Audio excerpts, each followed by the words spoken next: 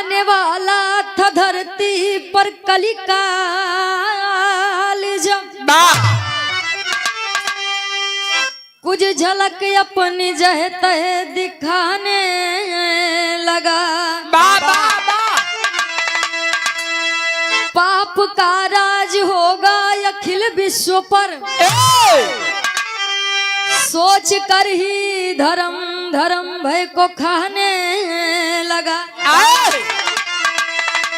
होगा कितना पतन कांपते मन ही मन अरे रवि के पहरे में ही शाम ढल जाएगा।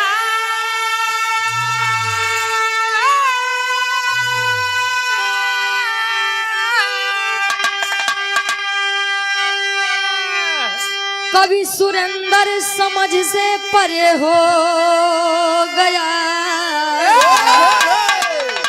आदमी की नियत नित बदल जाएगी।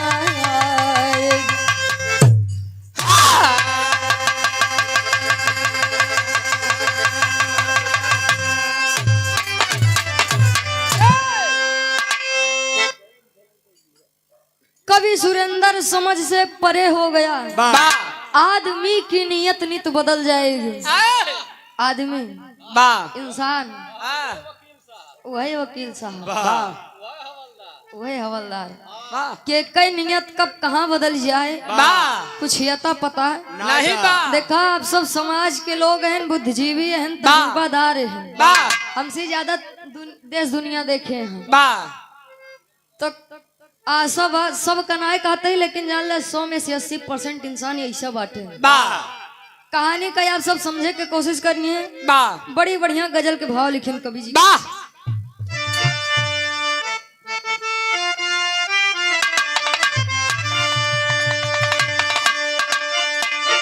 समझने वाले समझेंगे। कहा थे कि दुनिया में एक बात चाहिए जितना रिश्ता नाता बनैले, लेकिन हिया से जाएगा अकेला जाएगा। कवि जी लिखत है इनका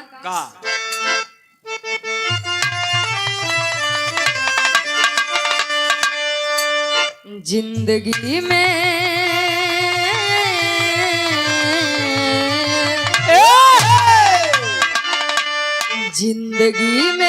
हजारों का मेला जुड़ा।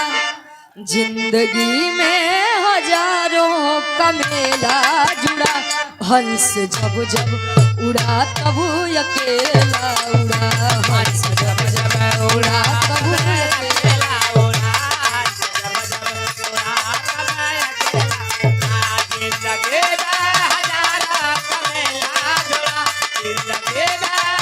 क्या बात है।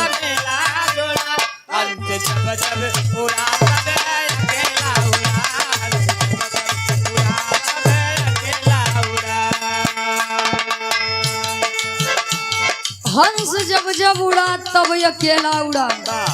लेकिन भाव में कवि जी बड़ी बढ़िया बात लिखी। कैसे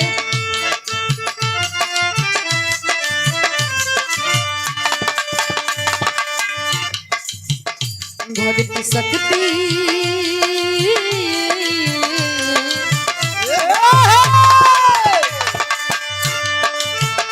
भक्ति शक्ति का फंदा है ऊंचे जुड़े। भक्ति शक्ति का फंदा है ऊंचे जुड़े। भक्त हित रहे भगवान हमेशा खड़े।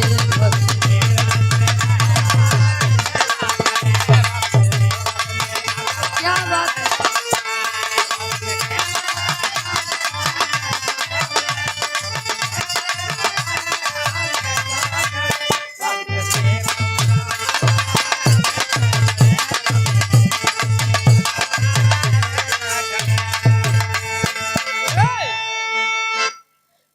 भक्ति शक्ति का फंदा है ऊंचे जुड़े। भक्त हित रहते भगवान हमेशा खड़े। अगर निस्वार्थ भाव से भक्ति भजन करवा तो भगवान सोची हैं। अगर कहा जैसा बे चाचा बताए हाँ के पूजा करती हैं और बकरी सारा गेहूं खाई डावती। ए भैया बिरहा के कहानी की शुरुआत यहीं से। कैसे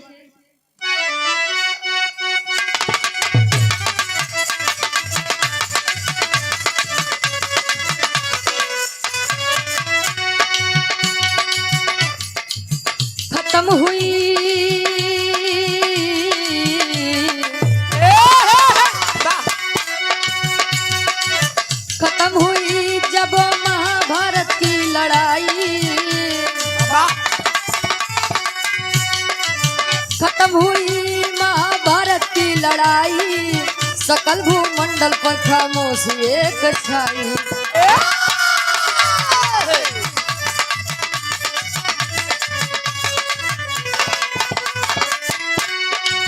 लगी सभा थी एक द्वारिका नगरिया में, लगी सभा थी एक द्वारिका नगरिया में, भेष बदल कर बैठे कलयुग भी कगरिया।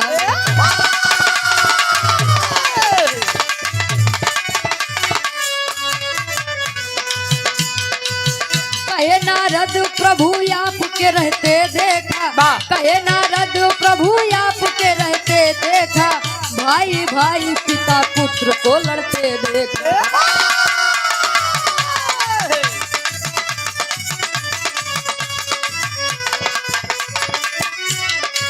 कहे नारद हृदय सोच के घबराता है, कहे नारद हृदय सोच के घबराता है, समाज होगा कैसा समझ में न आता है।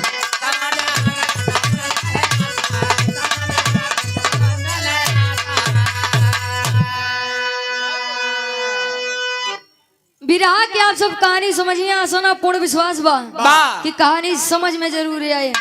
बात कौने समय का, जब यार महाभारत के लड़ाई खत्म हो, नारद जी द्वापर युग में, कन्हैया जी बैठा है अपने द्वारिका नगरी में।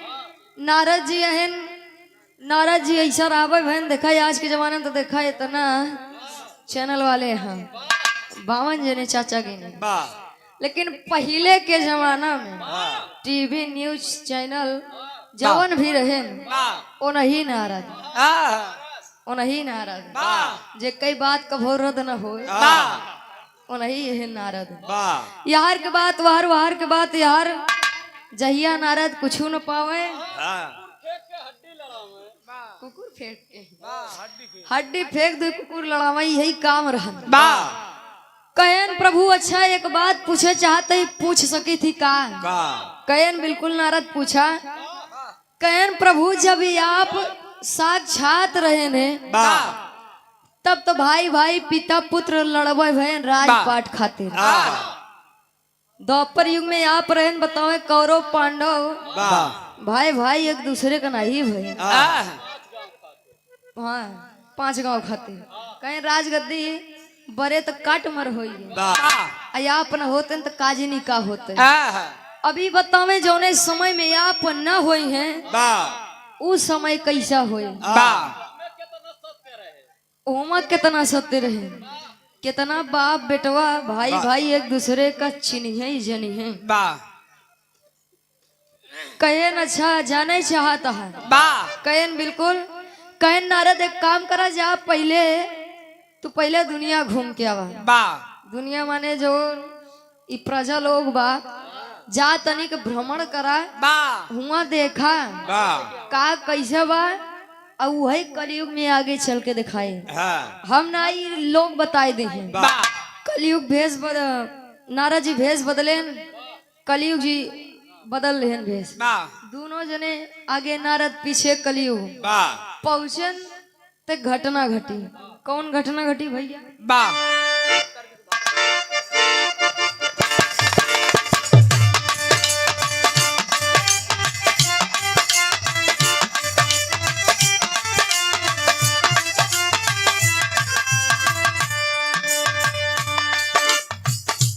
कोनो लड़का कहे जब से ही प्रेम लव होई गया, यही लव में सब होई गया, लेकिन क्यों समझ में ना आवते भैया। कभी जी संकेत करते हैं इनका,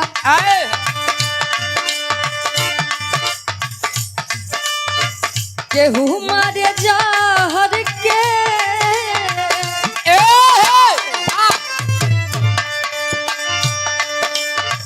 केहू मारे जहर के बनल दवाई से, केहू मारे जहर के बनल दवाई से, केहू मारे जहर के बनल दवाई से। केहू मारे जहर के बनल दवाई से हम तो मारी जाइब सोना तोहरा जुदाई से हम तो मारी जाइब सोना।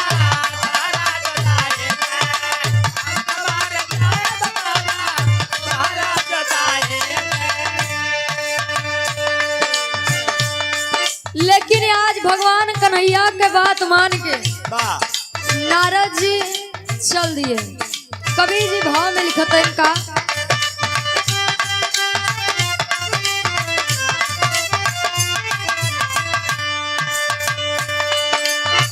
बात मन कान्हा के चले मुनिराई हो बात मन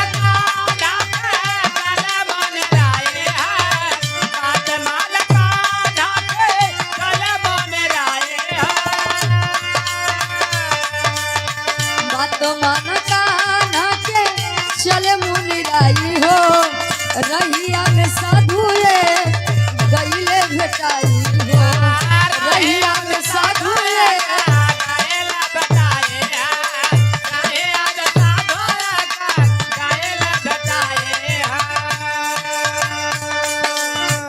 नारद जी चल दिए यार।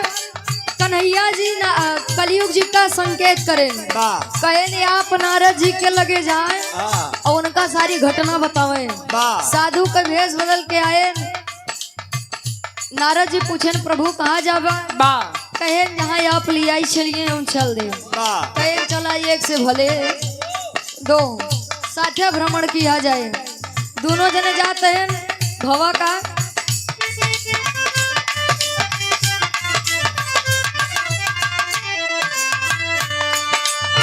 जात रहले दोनों जान पड़ल निगहिया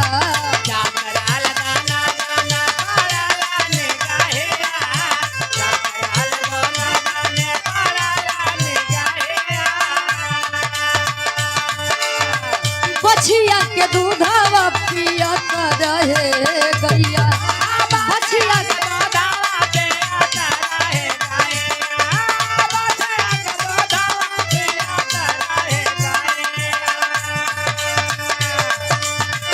देखते नारद मुनि गईले घबराई हो देखते नारद मुनि गईले घबराई हो रहिया में साधु गईले भेटाई हो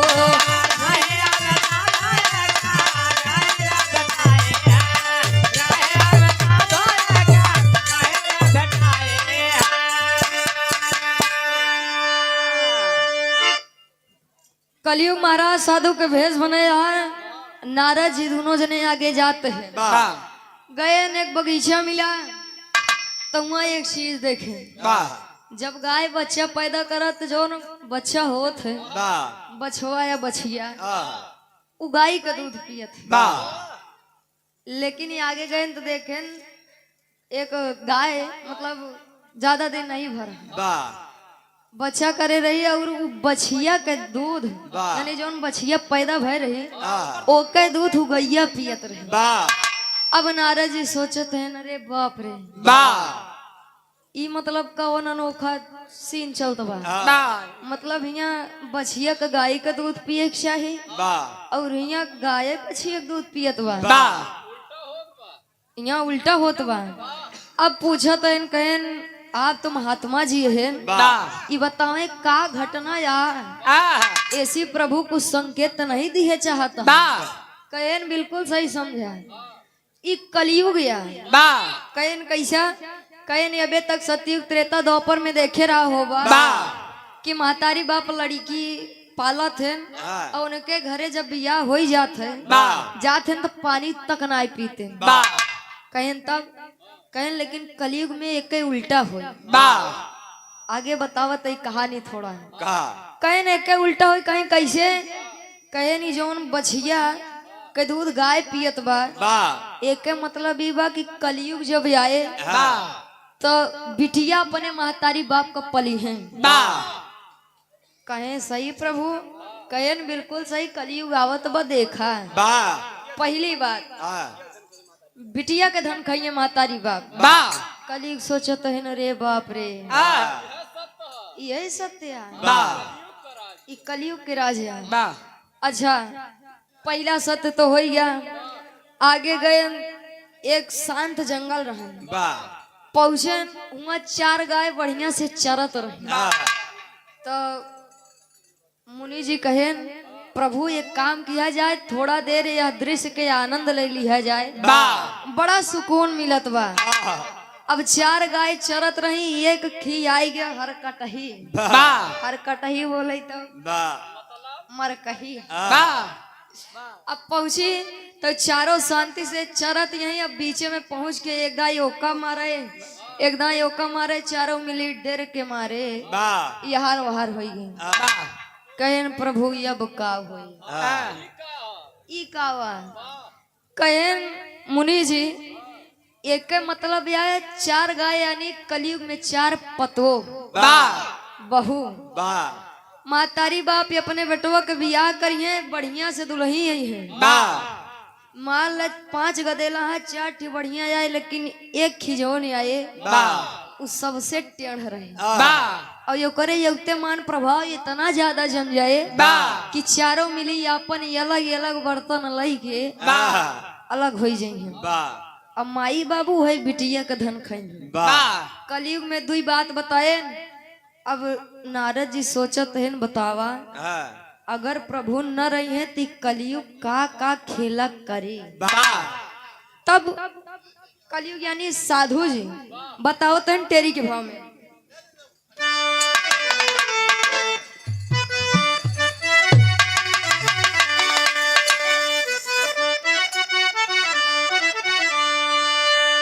कन्हाई के न बाजी बसूरी, अरे कन्हाई के न बाजे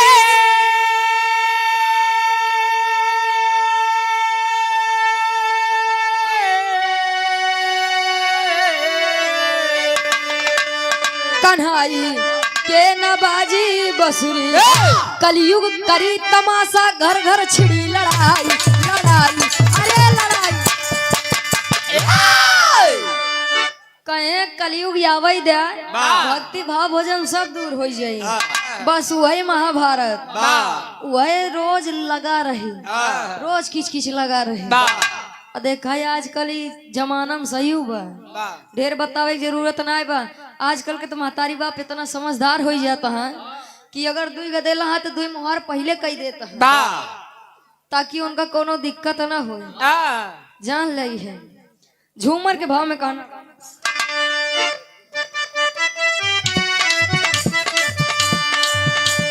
और इस भाव को समझते हुए परम सम्मानित परम सदे आप हमारे कवि जी, बहुत प्यार दुलारे आशीर्वाद मिला था। परम सम्मानित परम सदे श्री अमलेंदु आवारा जी कवि जी, आपके द्वारा इस भाव को समझते हुए 101 रुपए का महान आशीर्वाद गोड़ छू के पहली बार आशीर्वाद के चाह रहे कि हम बच्चे अपनी कला में कामयाब रहे। रामू यादव लालगंज की पावन धरती से 21 रुपए का महान आशीर्वाद गोड़ छू के पहली बार। कलयुग महाराज नारद जी से बताओ तो इनका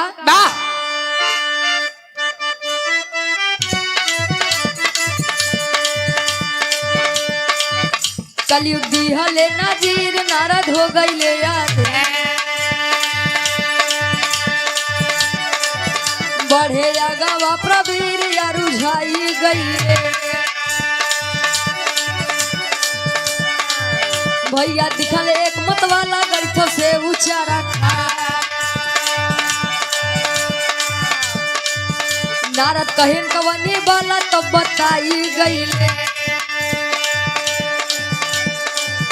कलयुग कहे बात तिखारी, ई बा सरकारी अधिकारी। दी है रोज का मीटारी, नित घुमाई गई। करिए बहुते तामझाम, करिए बहुते तामझाम, चाहे हो जाइए बदनाम। करिए बिना घूस के काम बताई गई।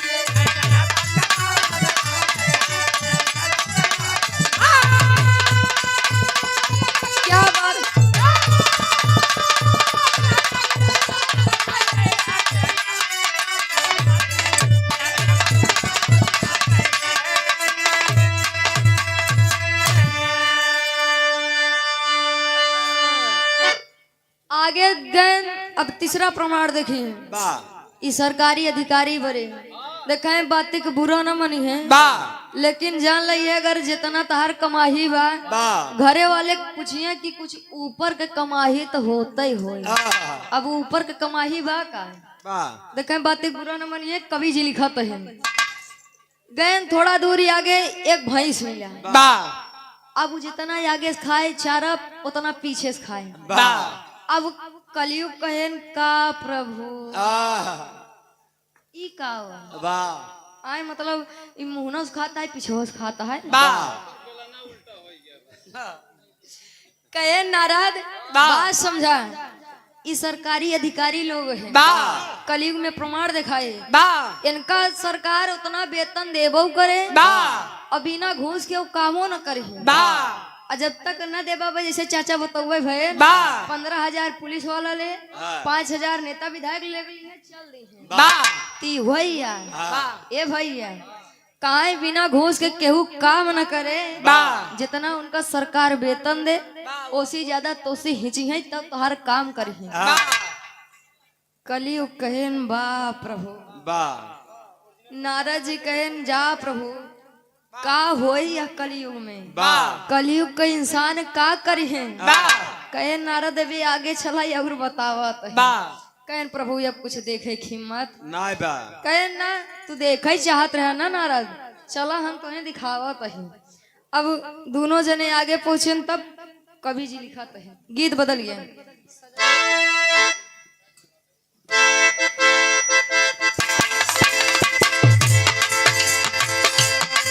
क्या बात है?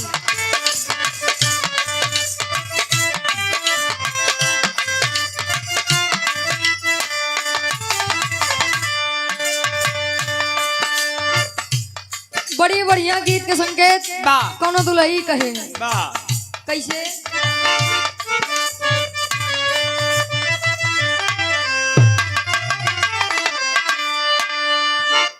कहा ताड़ी भारत के जननवा हो,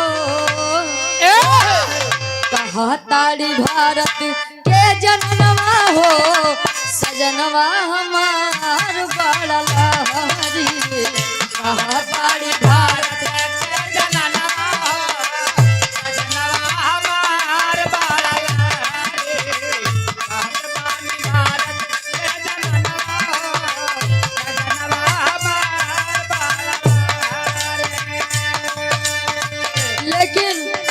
आज नारद जी के साथ कलयुग महाराज तारा पहन जब इतना चीज देख ले दृश्य कि कलयुग आवे में का तमाशा करे। अब प्यास लग गया, कहन प्रभु पहले पानी की इच्छा बा, पहले जल ले ली, अब तब है आगे कुछ देख पाऊ। दोनों जने करत हैं का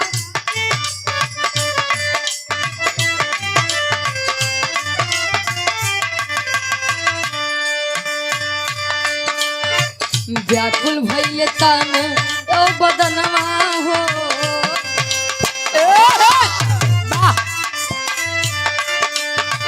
व्याकुल भइले तन ओ बदनवा हो, खोजे मुनिराई चल पनिया। व्याकुल भइले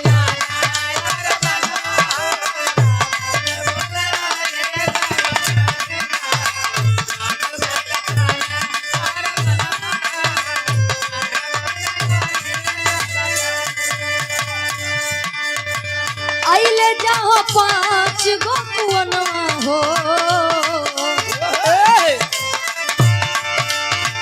आइले जहाँ 5 गो कुवनवा हो, खोज मुनिराई चल पनिया। व्याकुल भइले तन यो बदनवा हो,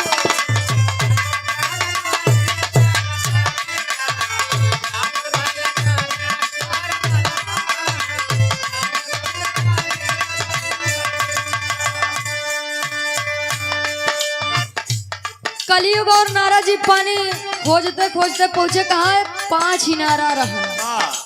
5 इनारा रहन पहुंचे, कहन प्रभु बहुत जोर प्यास लगा, पहले पानी पी लिया जाए। कहन देखा भी हूँ एक चीज दिखावत ही, कहन का कहन सुना बतावत ही, कवि जी लिखते हैं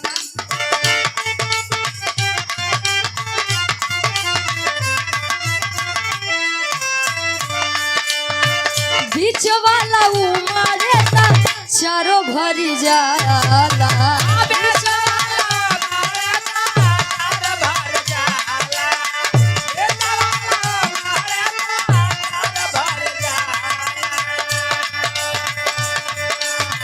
चारों जब हलके ता खाली रही जाला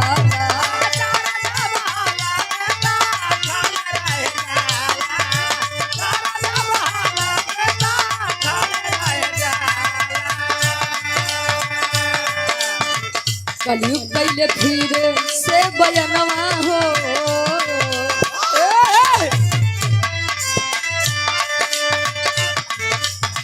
कलयुग कैले फिर से बयनवा हो खोज मुनि आई चल कनिया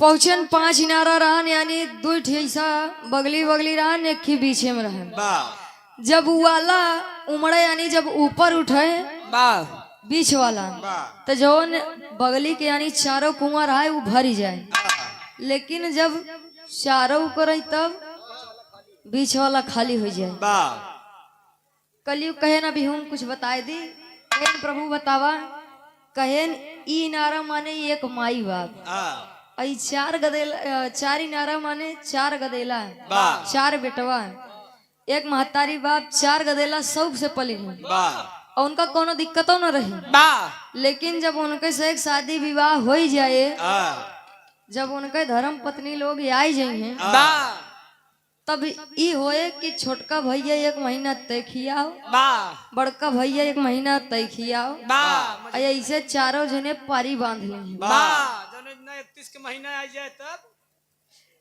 तब अन्ना बाबू भूखे सोई ये तो जमाना बा सच्चाई भाई आप सब जाना तो है महतारी बाप 4 गदेला शौक से पाल सकते हैं लेकिन 4 गदेला एक महतारी बाप नहीं पाल सकते कलयुग महाराज सारी बात दिखाए नारद जी कहन प्रभु हो ही गया अब हम कुछ नहीं जाने चाहिए कहन चला आगे बताओ तय पापड़ के भाव में कहना बा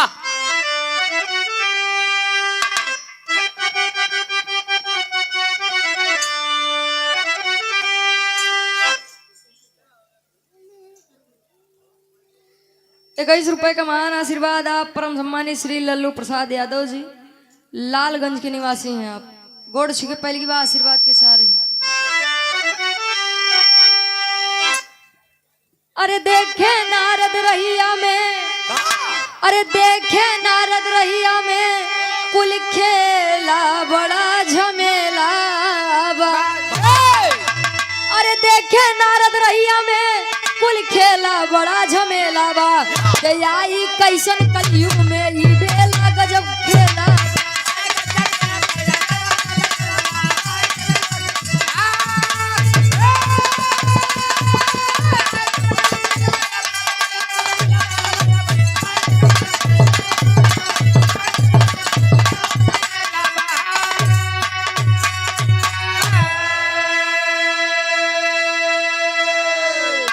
यगवा देखे पहाड़ एक तो खाला हवा में गोता हो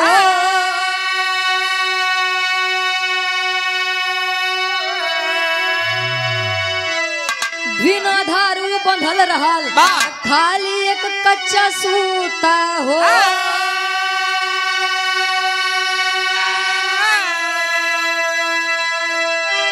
अरे भागे मुनिवर वहां से अरे भागे मुनिवर वहां से खेला बड़ा झमेला बा कलयुग में ही आई कैसन बेला गजब झमेला बा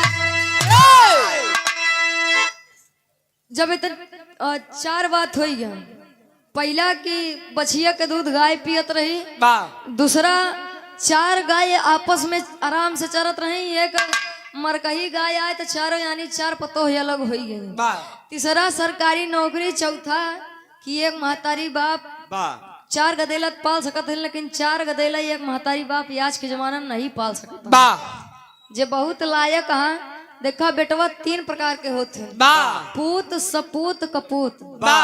पूत जितना आपके बाद हुई सब चलाए ले जाओ का कहते हैं पूत।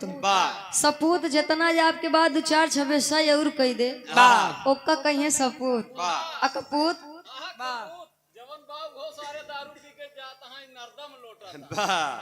जितना आपके बाद वो सब मारे नाश कही दे ओका कहिए कपूत। देखा एक दोहा बा की पूत कपूत तका धन संचय, अब पूत सपूत तका धन संचय। लड़किया अगर लायक बा तो का करे, रुपया पैसा इकट्ठा करता है। लायक बा कमाई ले अपनो जीवन और आपो सबके जीवन आराम से बिताए ले जाए।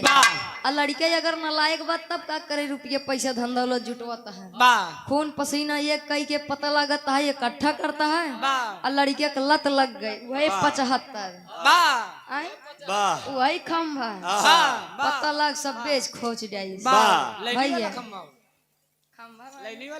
नहीं वो समझाता है सब तो जवन है जैसा बा खाए पिए मस्त रहा साथे यहाँ से क्यों कुछ न लेके जाए। अभी आगे तनी के पहुंचन 5वां चीज पहुंचन एक पहाड़ बड़ा सा रहन, धागा जानत हुई है एकदम पतला सा होत है, सिर्फ कच्चा सूत ऊपर से लेके बंधा रहा, नीचे लाई के सिर्फ थोड़ा सा जुड़ा रहा।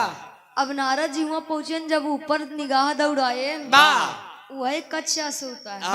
अरे देखते मान तो पसीना आ गया, भागे नुआ से बेहोश हुई गए। नारद जी पानी लेके आए, मतलब कलयुग महाराज पानी लेके आए, छिड़के कहे का प्रभु आप तो देखो रहे कि कलयुग में बिना भगवान के का होए, अब का हो जात बा।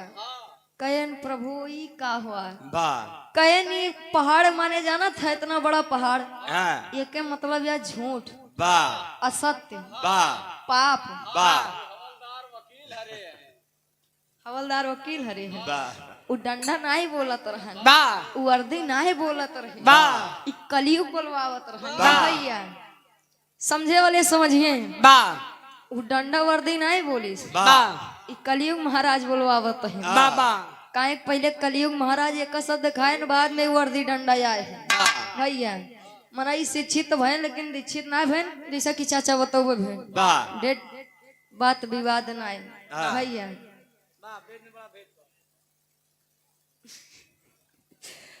वेद में भेद नहीं, भेद है विद्वानों में। अपन अपन दिमाग क्या का करवा है, जे जौन भी लिखत है जौन भी कहत है, बिना ज्ञान के केहू कुछ नहीं कहत। अब बोले पहले सोचत है कि जब तक बीच में रखत है ये बात सत्य है तब ही रखे भैया। कहन तब अब जौन कच्चा सूत बाबू कहे नहीं है सत्य धर्म। कच्चा सूत जैसा पतला हो जाए, पहाड़ जैसा ही असत बाढ़ा चला जाए। अब मनई इतना ज्यादा झूठ बोले लगे हैं, अब देख ले झूठे भैया। मोबाइल से फोन करे कहे भैया कहाँ है, कहे अरे भैया बजा ला तोरे घर से 500 मीटर दूरी पर ही, पता लग 2-3 किलोमीटर में पीछे न है। पहले झूठ देख पहुंचा है न्योता बा घरे जाए नहीं मन करत बा, रे यार के जाए, व्हाट्सएप के जमाना बा भेज देन। कहे भैया न्योतो भेजे ही तनी जाने रहे वो घर एक सारा काम हमाइन का करे बा, वो थोड़ा व्यस्तता चलती बा। हाँ तो वहां से न्योतो आ जाए भैया ऑनलाइन कह दी नहीं, टाइम नहीं मिले भैया। झूठ के बातें आगे कवि जी आल्हा के भाव में लिखते हैं।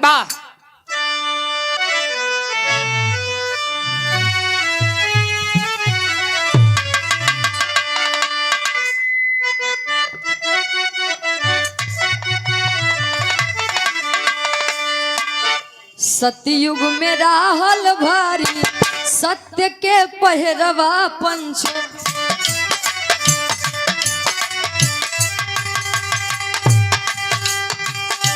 त्रेता में राहल प्रेम त्याग अभिमान,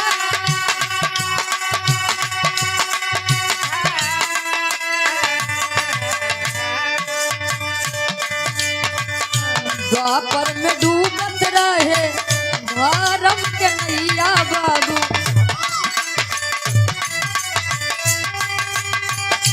आई के कन्हैया तो बोली होले बच्चा।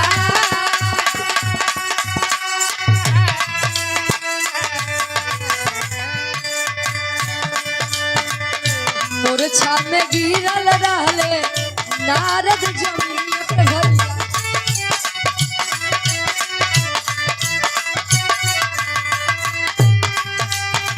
साधु संत रहे तन पे पानिया गिरा।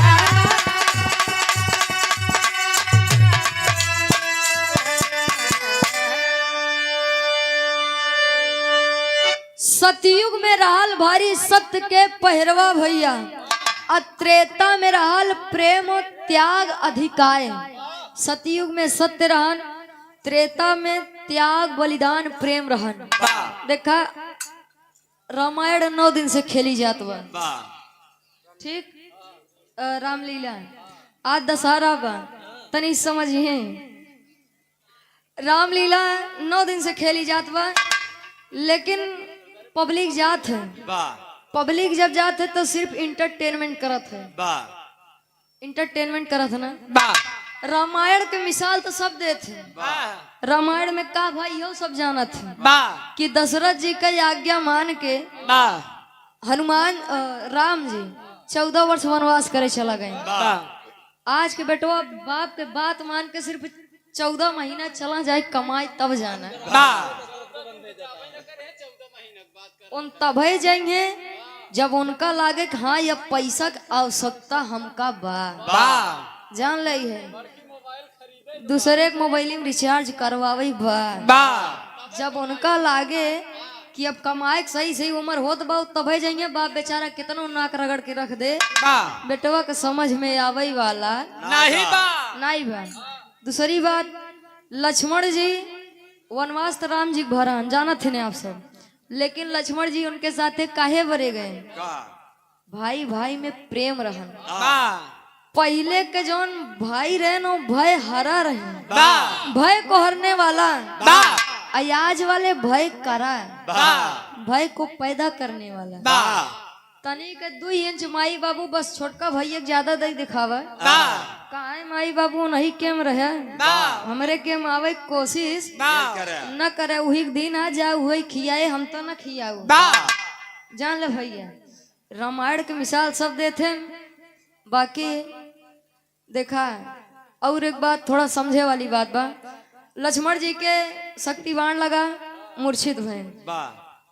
भगवान राम जी के गोदी में लेटा रहे तो सब कहा थे अगर वो भगवान होते तो जियाए देते, काहे कि भेजन की जा संजीवनी बूटी लेके आवा। सोचे वाली बातें ना, सोचे वाली बातें। लेकिन अगर समझबे तो ऊ संकेत दिया गवा कि हमेशा दुए जिन भरोसा करे, दवो भरोसा कैले। हाँ, पता रह गए राम राम करत रहा, राम इनका ठीक कही दे, जरूरतों का बेचारे दवक बा और राम प्यारा हो गया। अगर समझबे तो बहुत बढ़िया बढ़िया बात ही रामायण के माध्यम से संकेत दिया गवा। द्वापर में जब डूबत रहे धर्म के नैया, आयन कन्हैया जी बचाएन, लेकिन कलयुग में के आवे? सब बड़का भगवान वैसे बन बन बैठा भैया। नहायन 5 मिनट में, तिलक लगायन 45 मिनट में, वही निहाद बा। दिन में हरे हरे, राती की घरे घरे भैया। धंधा जब सब कमाए वाला कहे जग में तुलसी 2 बड़े। अरे जग में तुलसी 2 बड़े, एक पैसा एक राम। कहाँ राम राम से मुक्ति मिले, पैसे से सब काम। कहे कलयुग में प्रभु इतना ज्यादा पाप बढ़ जाए, अधर्म बढ़ जाए, देवी देवता सोचेंगे भैया कहाँ चल के बताऊआ। सत्य नाम के चीजें न रह जाए। 5 चीज भ आगे कवि जी बताओ खड़ी के भाव में।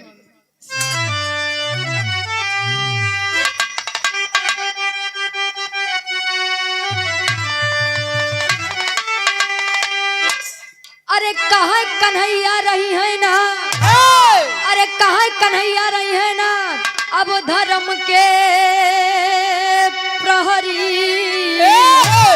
अरे कहाँ कन्हैया रही है ना, अब धर्म के प्रहरी। खूब कलयुग में पाप के मोटाई गठरी।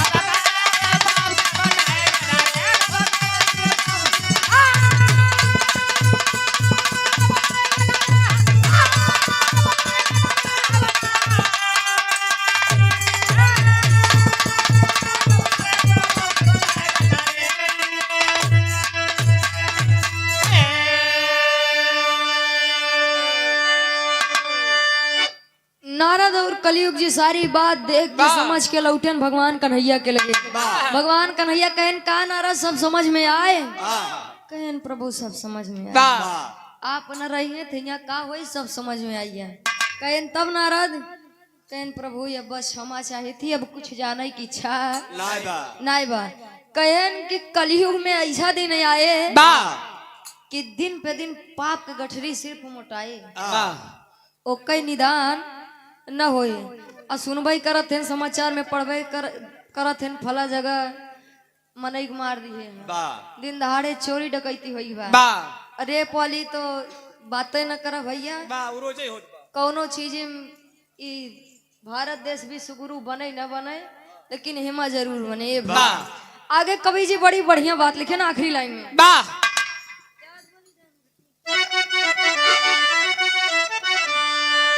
त्याग बलिदान घटी अब बटी कुल्ही नाप के,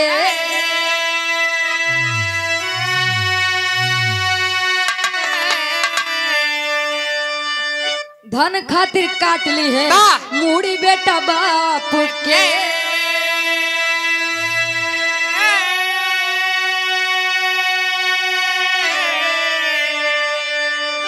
अरे गुरु बनाई है अपने, ध्यान दे वाली बात है, बुरा ना मनिए आप सब।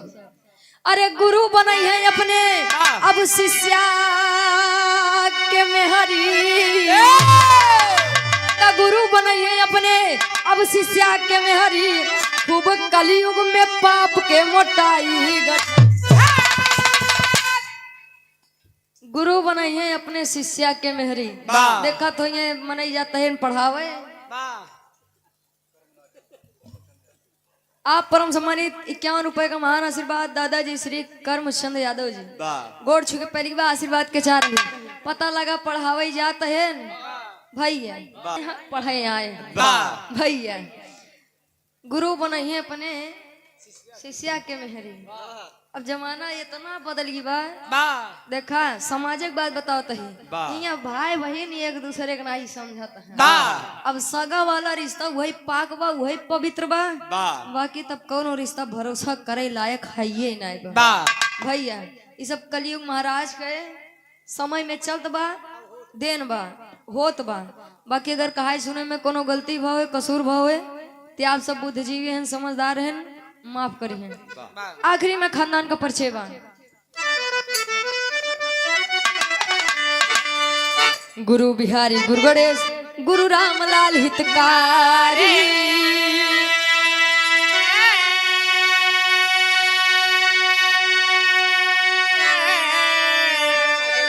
अरे स्वर्ग बसे चंद्रिका कवि राधे श्याम जी बने पुजारी।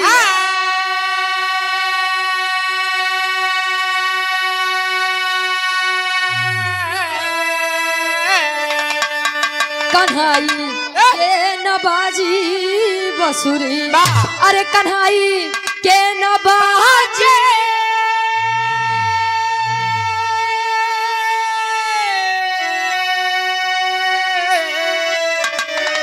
कन्हाई के नबाजी बसुरी, रुचि कवि सुरेंद्र कतना बात बताई। कन्हाई के नबाजी बसुरी,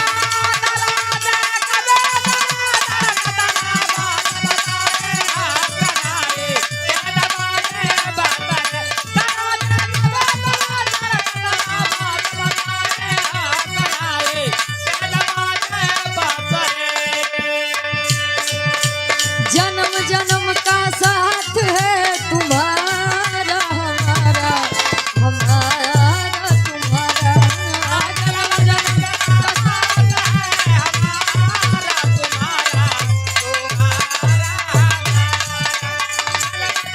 तुम्हारा। अमरसापुर के पवन